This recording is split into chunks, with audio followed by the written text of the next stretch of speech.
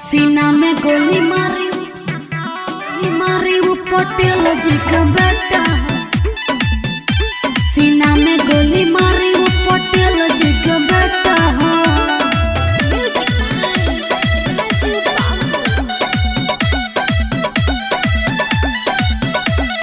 देखिए कि ताज तोर बिगड़े मिजाज गोरिया, बारूद के पीस बाबी तोहरे पनाज गोरिया, तोहरे पनाज गोरिया।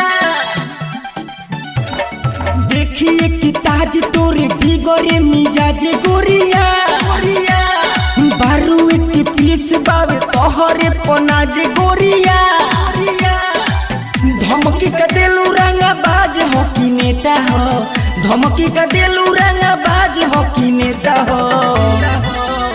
छाती में छाड़ा मारी वो पटेल जी का बेटा हो, पटेल जी का बेटा। सीना में गोली मारी वो पटेल जी का बेटा हो, पटेल जी का बेटा हो।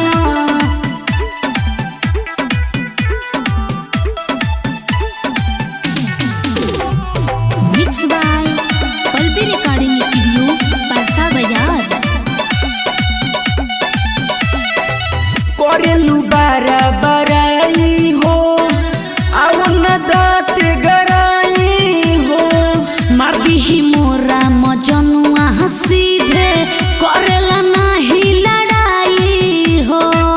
अरे का बुझल जो करेलू बारा बराई हो। अच्छा आओ न दांत गराई हन हो। मार दी मोरा मजनुआ सीधे करेला नहीं लड़ाई हो।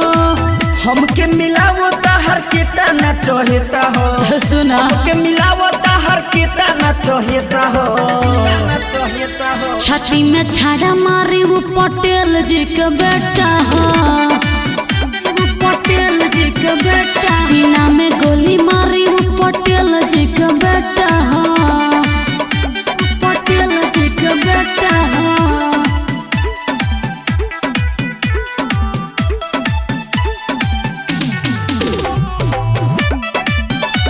Mix by Palbi recording studio Parsa बाजार।